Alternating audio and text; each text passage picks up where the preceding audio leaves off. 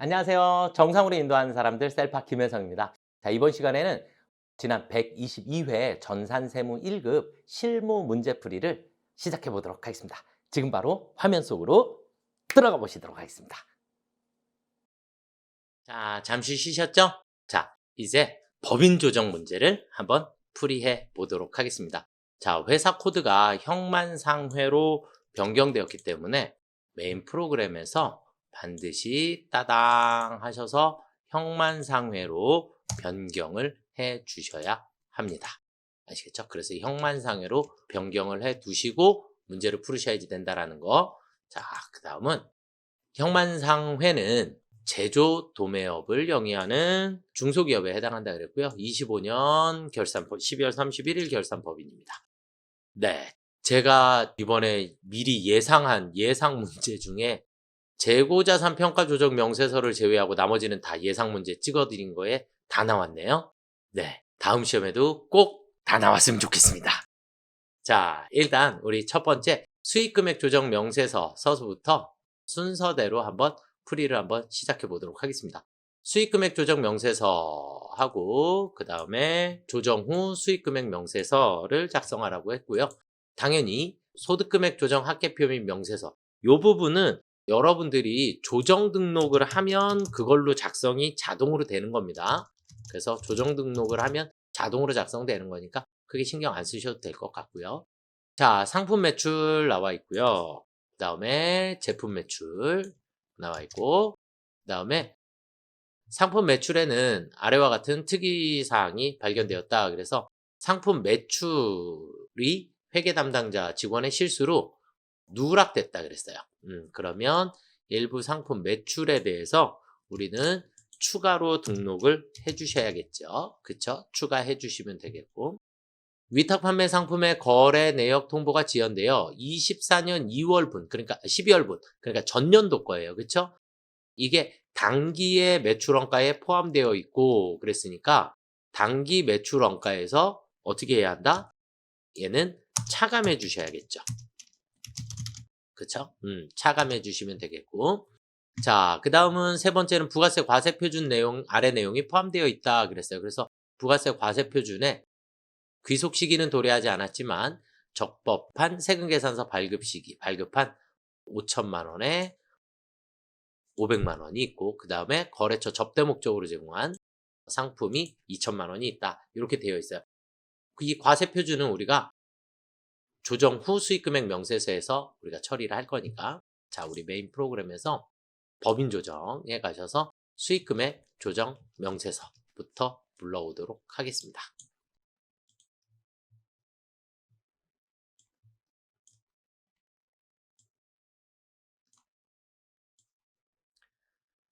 자, 그러면 첫 번째 매출 F4 누르시면 상품 매출 이렇게 자동으로 불러오실 수 있고요. 또 매출, 그 다음에 F4 누르셔서 제품 매출 이렇게 불러오시면 됩니다.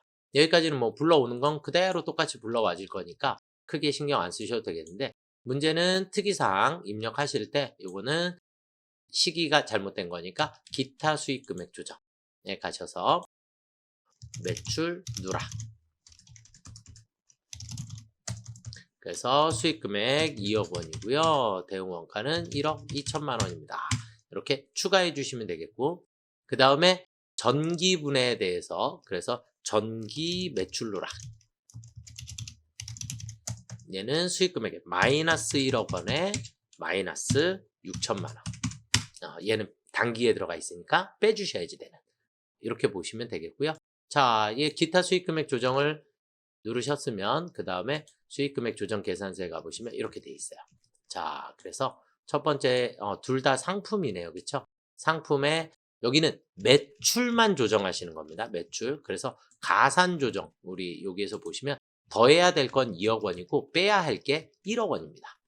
그래서 가산이 2억 원, 차감이 1억 원 이렇게 입력해 주시는 거예요. 아시겠죠? 그래서 플러스 마이너스 이 수익금액 조정 명세서는 매출만 관리하는 거예요. 매출 원가는 전혀 상관이 없으십니다. 조정 등록은 둘 다 해야겠죠. 그렇죠? 이렇게 나와 있지만 우리는 일단 매출 누락, 입금 산입해 주셔야지 되는 매출 누락이 2억 원이고요. 유보 발생 처리해 주시면 되겠고, 그 다음에 매출 원가 누락이 1억 2천만 원이 있었죠. 유보 발생. 그리고 전기 매출 누락이 단기에 사라져야 되기 때문에 반대쪽에다가 전기 매출 누락분 1억 원에 대해서 유보 감소가 있겠고, 전기 매출 원가 누락이 6천만 원만큼이 6천만 원만큼이 유보 감소가 있겠죠. 이해가 되셨을까요? 네, 이렇게 해서 두 건을 모두 조정을 해 주셔야 합니다. 그러니까 여기까지 잠깐만요. 여기 수익 금액에서 수익, 그 다음에 비용, 그래서 입금 산입, 송금 산입, 그 다음에 입금에서 마이너스 쳐야 되니까 입금 불산입, 그래서 입금 불산입, 송금 불산입 이렇게 처리해 주시면 된다. 전기분 마이너스 되는 건 유보 감소고, 새로 생기는 건 유보 발생이다 라고 보시면 되겠어요. 자, 여기까지 저장해 주시면 되겠고요. 자, 그 다음은 조정 후 수익금액 명세서로 들어가 보시도록 하겠습니다. 자, 조정 후 수익금액 조정 명세서는 우리가 기본적으로 여기 단순 기준 경비율 코드 번호가 있습니다. 자, 그래서 여기에 업종 코드가 나와 있죠. 그렇죠? 업종 코드 252902 이렇게 해서 엔터를 치시게 되면 이렇게 제품에 대해서 코드 번호가 나오고, 수출액 5억 원, 상품 매출에는 수출액 5억 원이 포함되어 있으니까 여기 있는 금액에서 5억 원을 빼주시면 31억 넣어주시고 0 써주시면 이렇게 영세율로 이동을 하게 됩니다. 아시겠죠? 자, 여기까지는 뭐 입력이 크게 문제가 없고, 차액 검토표로 넘어가 보시도록 하겠습니다. 차액 검토표 넘어가셔서 불러오기를 눌러주시면 이렇게 쭉 해서 7천만 원만큼의 차액이 발생하였습니다 라고 하는 게 나와요. 부가세 신고된 거랑 법인 조정한 거랑 법인세법하고 차익이 발생되었다. 그래서 보니까 5천만 원과 여기에 2천만 원 이렇게 확인을 해주시면 되겠고, 손익귀속 시기는 도래하지 않았지만 부가세법상 적법한 세금계산서 발급 시기에 발급한, 그러니까 세금계산서는 적법하게 발급됐는데 제품 공급은 아직 안 되었다. 그러니까 제품 공급이 안 되었으니까 매출액에서 그만큼을 차감해줘라. 이런 개념으로 이해를 하시면 됩니다. 그래서 우리는 이렇게 조정 후 수익금액 명세서에서 여기 보시면 거래 시기 차이 가산이라는 게 있고 감액이라는 게 있어요. 그래서 이 부분은 빼주셔야지 된다. 부가세는 부가세에 포함되어 있다면 빼주셔야지 되는 이 감액에다가 5천만 원을 넣어주시면 되겠고, 부가세에 포함되지 않았다라고 하게 되면 가산의 마이너스로, 음수로 입력을 해주시면 됩니다. 그래서 저는 그냥 이걸 조금 쉽게 부호가 반대다. 그래서 포함되어 있다. 그러면 우리는 감액에다가 플러스로 적고, 그 다음에 포함되어 있지 않다. 그러면 가산에다가 마이너스로 적는다. 이렇게 생각해 주시면 될 것 같아요. 자, 그 다음에 두 번째는 접대 목적으로 제공한 상품이 2천만 원이 있습니다. 그래서 접대 제공에 2천만 원을 넣어주시면 이렇게 차액이 없어지죠. 차액이 없어지니까 여기까지 저장해 주시면 정답이 되겠습니다. 자, 이렇게 수익금액 조정 명세서, 조정 후 수익금액 명세서를 풀어봤는데, 이건 문제가 항상 비슷하게 출제가 되니까 여러분들 비슷한 문제들을 꼭 찾아보셔서 풀이해 보시면 좋을 것 같습니다. 자, 그 다음 문제로 넘어가 보시도록 하겠습니다. 대손이 나왔고요. 대손. 그래서 대손 충당금 및 대손금 조정 명세서라고 하는 걸 작성하라고 했습니다. 이 대손이 나오면 무조건 우리는 이렇게 T자 계정을 먼저 하나 그리시고, T자 계정을 그리셔서, 자, 일단 프로그램에 대손 충당금 이 대손금 조정 명세서에 가셔서 원장 조회를 해 보실게요. 원장 조회 109 네, 그러면 이렇게 기초, 그 다음에 대손 처리, 단기 설정. 이렇게 금액이 다 나와 있어요. 그래서 800, 400, 200, 400. 그러면 기초 800. 그 다음에 설정 400. 그 다음에 대손 발생, 그러니까 대손 처리한 게 400만 원이 있었고, 그 다음에 또 대손 처리한 게 200만 원만큼이 있었어요. 그럼 이제 600이니까 600만 원만큼 대손 충당금 잔액이 남겠죠. 그러니까 일단 여기까지를 먼저 처리를 해 놓고 문제를 풀으시는 게 조금 편리하다라고 보시면 되겠고, 자, 보시니까 전년도 대손 충당금 전기, 네, 전기 한도 초과가 300만 원이 있었습니다. 1월 1일 대손 충당금 장부 잔액, 이건 기초 잔액이 되겠죠. 그 다음에 5월 10일 파산이라 그랬어요. 그렇죠? 파산 외상 매출금 400만 원. 이건 정상적인 거죠. 자금난으로 임의적으로 외상 매출금을 대손 처리했다. 이건 된다, 안 된다? 안 된다. 자, 그러면 이제 우리 아까 T자에 이렇게 해놓은 거에 이 대손은 처리가 가능한 거고, 여기 있는 200만 원은 대손 처리하면 안 되는 거였죠. 그래서 대손 시인액, 대손 부인액. 그래서 여기 있는 이 대손은 대손 시인액이라고 처리해 주시면 되겠고, 그 다음에 아래 대손 200만 원은 부인액이다 라고 보시면 될 것 같아요. 아시겠죠? 자, 그 다음에 기말 외상 매출금 12월 31일 기말의 외상 매출금 잔액은 3억 원이고요. 대손 충당금 설정 회사는 2%를 설정을 한대요. 2%를 설정한다 그랬는데, 법인세법상 매출채권 잔액에 1%를 적용한다라고 했고요. 그 다음에 직접 사업연도에 대손 실적률이 0.5%면 그냥 1%를 가지고 가셔야 됩니다. 그러니까 여기 있는 1%보다 더 높아졌다. 뭐 2%가 실적률이 더 크다. 그러면 우리가 2% 설정한 게 맞을 수도 있지만, 지금은 실적률이 0.5%이기 때문에 우리는 여기에는 1%를 적용시켜 주셔야 합니다. 그러니까 지금 2% 자체는 잘못된 거다 라고 보시면 될 것 같아요. 자, 그럼 이제 순서대로 칸을 하나씩 채워 볼게요. 자, 우리가 첫 번째 대손 처리된 거 5월 10일 날짜예요. 05월 10일 날 외상 매출금이고요. 매출채권 대손 사유는 파산. 금액은 400만 원. 대손 충당금과 상계액구 시인이라 그랬죠. 그렇죠? 400만 원 모두 시인입니다. 자, 그다음 10월 20일 날 똑같이 외상 매출금 매출채권인데, 이번에는 그냥 직접 써야죠. 임의적 처리. 임의적 대손 처리. 뭐 상관없어. 사유는 채점 대상이 아니니까 200만 원에 부인에게 200만 원 넣어주시면 되겠고요. 이해가 되셨죠? 네. 자, 그 다음은 대손 충당금 이제 조정할 거예요. 그래서 계정 과목은 외상 매출금이고요. 채권 잔액은 아까 잔액 3억 원 이렇게 나와 있죠. 그 다음에 단기 부인 누계액 200만 원 들어와 있고요.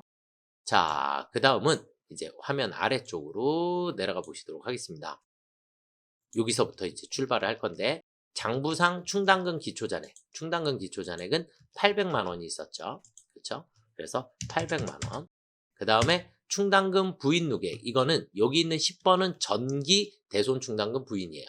그러니까 전기의 한도초가 300만 원.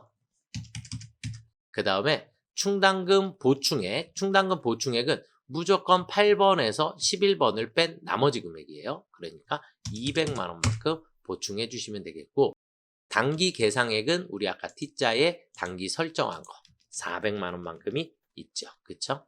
그래서 400만 원만큼을 단기 계상액에다가 넣어주시면 되겠습니다. 이해가 되셨을까요? 자, 그러면 조정 등록 들어가셔서 다 나와요. 여기서 그냥 F4 눌러서 대손금 부인액 이렇게 처리해 주시면 되겠고, 200만 원에 대해서 유보 발생입니다. 또 F4 눌러서 대손 충당금 한도 초과한 금액이 298만 원입니다. 아래에 있는 금액을 그대로 옮겨 써주시기만 하면 됩니다. 과다 환입액은 전기대손충당금이에요. 그래서 전기대손충당금 한도초가 300만 원을 그대로 유보 감소 써주시기만 하면 됩니다. 이렇게 세 가지를 조정 등록해 주시면 정답이 되겠고요. 여기까지를 저장 자동으로 됐네요. 이해가 조금 되셨을까요? 네. 자, 그 다음 문제로 한번 넘어가 보시도록 하겠습니다. 네. 예상지에 없었던 재고자산 평가 조정 명세서가 나왔습니다. 소득금액 조정 합계표는 아까 조정 등록하면 자동으로 된다 그랬어요. 당사는 재고자산에 대하여 총평균법으로 평가를 했대요. 총평균법으로 평가를 했고 원재료만 평가 방법을 신고했다 그랬어요. 그래서 제품은 무신고. 그 다음에 원재료는 총평균법으로 되어 있습니다. 이건 어려운 게 아니기 때문에 여기는 전기평가감이라고 하는 게 있네요. 그렇죠? 전기평가감이라고 하는 게 있으니까 이 부분도 체크를 한번 해 보시도록 하겠습니다. 우리가 그냥 그대로 이건 정말로 그냥 공짜로 주는 문제랑 같다라고 보시면 되겠고, 자, 안 어려우니까 순서대로 한번 보겠습니다. 재고자산 평가조정 명세서 칸을 그대로 가지고 가시면 돼요. 자, 첫 번째 제품이고요. 제품 신고를 안 했다 그랬죠. 무신고. 그러니까 신고일이 없어요. 당연히. 그러니까 신고 방법도 없죠. 이거 스크롤이 이렇게 가면 무신고 이렇게 있어요. 무신고. 그리고 평가 방법은 우리는 총평균법. 여기 있는 금액하고 같은 방법, 같은 금액. 그러니까 총평균법으로 우리는 처리를 했다. 당연히 부에 해당한다. 적합하냐 아니냐.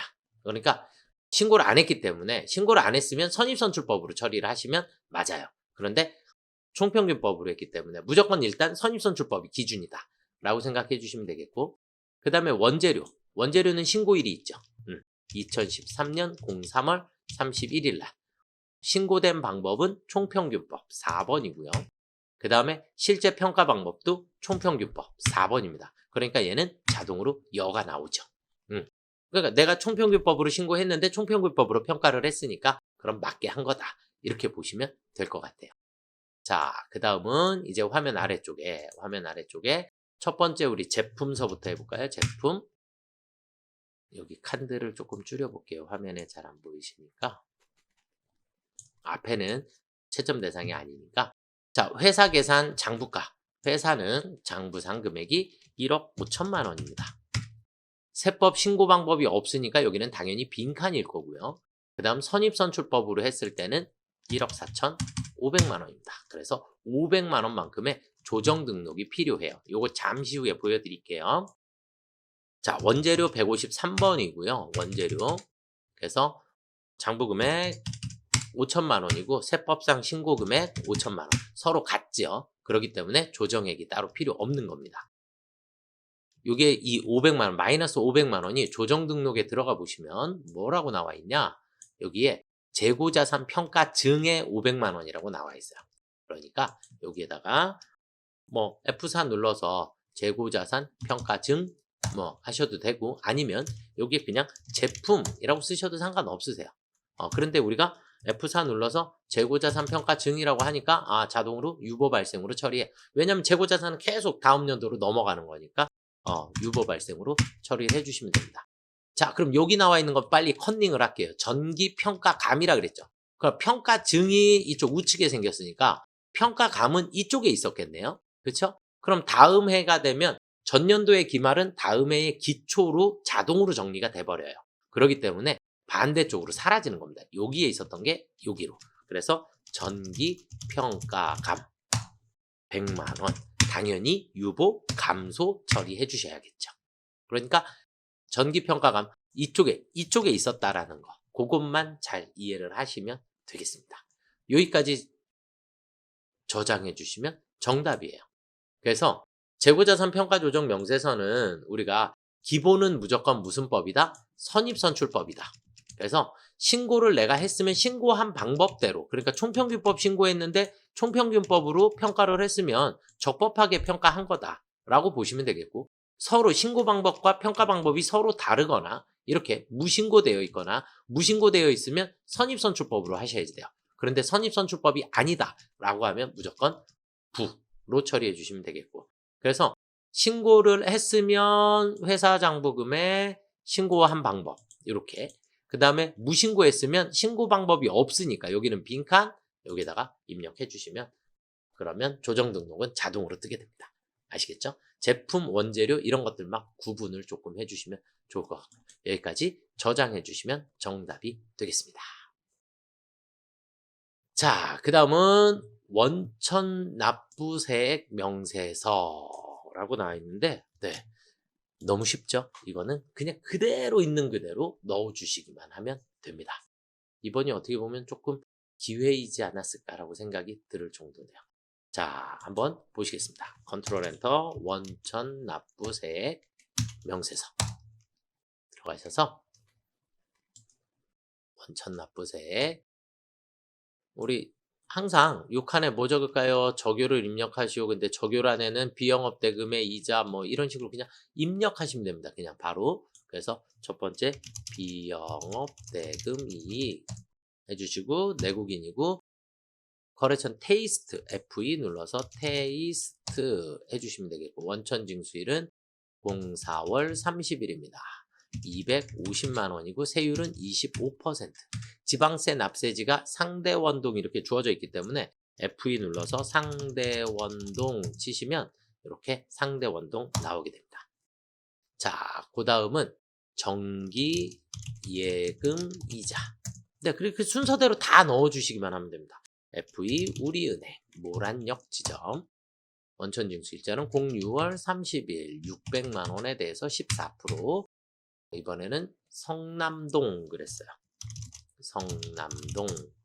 그러면 경기 성남시 중원구 성남동 처리해 주시면 되겠고 자 마지막 정기 적금이자 내국인 FE 눌러서 하나은행 임해동 지점 12월 31일 730만원 14% FE 임해동 치시면 이렇게 여기까지 그냥 그대로 있는 그대로 세율 하나 비영업대금의 이익 25%인데 친절하게도 문제상에서 세율이 주어져 있기 때문에 그냥 그대로 저장해 주시면 됩니다. 이자 소득은 외우세요. 그냥 금융기관을 통한 거다. 그럼 무조건 14%고요. 금융기관이 아닌 비영업대금의 이익은 25%입니다. 이건 세율이 안 주어져 있어도 여러분들이 문제를 풀어내셔야 합니다. 그래서 여기까지 저장해 주시면 되겠습니다. 뭐 따로 조정 등록하실 건 없으시고요. 자, 마지막 문제입니다. 법인세 과세표준 및 세액조정계산서, 그 다음에 최저한세 조정계산서를 작성하시오. 이렇게 돼 있어요. 자, 그럼 일단 우리가 법인세 과세표준부터 할 건데 일단 우리는 당기순이익을 쓸 거예요. 그러면 법인세에 대해서 우리는 송금불산입. 그러니까 송금불산입이니까 입금산입이라고 보시면 되겠죠. 입금산입이 손금불산입이니까. 그런데 왜 입금산입이라고 썼는지는 화면에 보여드릴게요. 그래서 입금산입으로 처리해 주시면 되겠고 위의 자료를 제외한 세무조정 자료는 다음과 같다. 그래서 대손충당금 한도 초과, 기업 업무 추진비 한도 초과, 기타 기부금. 기부금은 별도로 따로 처리하셔야지 되니까 지금 한도 초과 발생한 이렇게 두 개도 모두 다 우리는 손금불산입. 그러니까 입금산입으로 보시면 되겠죠. 입금산입, 손금불산입. 그러면 우리는 금액을 여기 있는 게 850이니까 여기도 기타 기부금이네요. 기타 기부금. 자, 그럼 기타 기부금까지 모두 다네요. 그러면 970만 원입니다. 970만 원. 그러면 법인세랑 합산을 하게 되면 토탈 금액은 2,470만 원만큼이 2,470만 원만. 기타 기부금도 송금불산입이니까. 그래서 2,470만 원만큼을 우리는 입금산입에다가 넣으실 거예요. 입금산입에다가. 자, 그 다음에 특례 기부금 한도 초과 따로 별도로 적어주시면 되겠고 그 다음에 2월 결손금은 2월 결손금 또 따로 입력해 주셔야지 됩니다. 그렇죠? 그런데 2월 결손금은 지금 현재 현행법은 15년인데 이전 것을 따지게 되면 지금 현재서부터 10년 전 것까지만 공제가 가능하다. 그래서 10년 전 얘는 지금 25년이니까 10년이 넘어버렸죠. 그렇죠? 그래서 2013년도 것은 안 된다.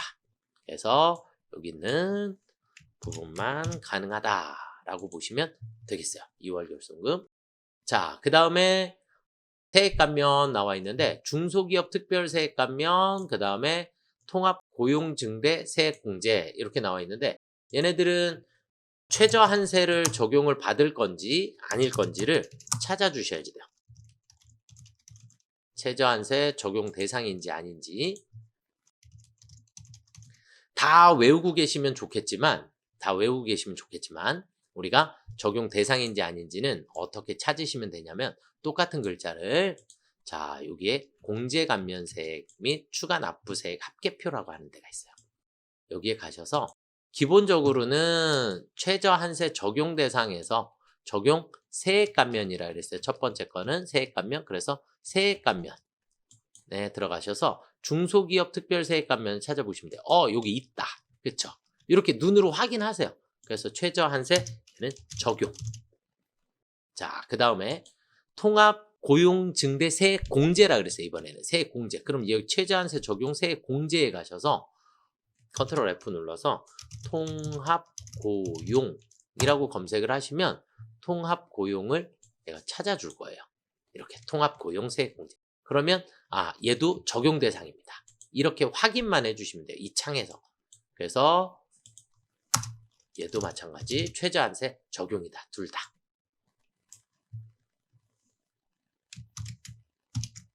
아시겠죠? 자, 그 다음에 미수치 지출증명서 3만원 초과 450만원에 대해서 그러면 3만원 초과 적격증빙 안 받으면 몇 퍼센트예요? 2%. 그러면 450만원에 2% 계산을 해주시면 9만원이 나올까요?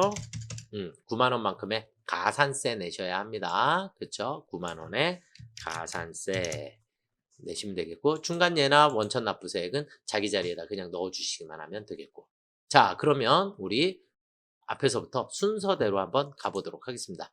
자 범조정 이번에 세액조정계산서에 들어가셔서 자 있는 거 그대로 당기순이익서부터 당기순이익 1억 3,500만원 자 여기에 입금산입밖에 없잖아요. 입금산입이 송금불산입인데 그래서 제가 아까 이 송금불산입 입금산입이라고 처리해드린 거고 이걸 우리가 다 3개, 4개를 다 묶어서 합산해 놓은 게 입금산입의 2,470만원입니다. 그쵸? 자, 그 다음에 기부금 한도 초과 80만원 넣어주시면 되겠고 그 다음 2월 결손금은 1,700만원 1,700만원만큼 넣어주시면 됩니다. 그쵸? 자, 그 다음에 최저한세 적용을 계산을 하실 거니까 여기까지를 저장을 하셔야지만 최저한세 계산이 가능해요. 저장. 그러면 둘 다 최저한세 적용 대상이라 그랬으니까 컨트롤 엔터 눌러서 최저한세 조정계산서에 들어가셔서 불러오기를 하십니다. 불러오기 예. 그러면 기본을 불러왔을 거고 자 그러면 우리가 첫 번째는 세액 감면에 90만원 세액 감면세액에 90만원 그 다음에 세액 공제에 300만원 이렇게 넣어주시고 나면 이렇게 금액 계산 자동으로 될 거예요. 우리한테 필요한 건 여기 있는 90만원과 197만원이 필요해요. 그러니까 287만원만큼 287만원만큼을 별도로 체크해 두셨다가 여기까지 저장해 주시면 되겠고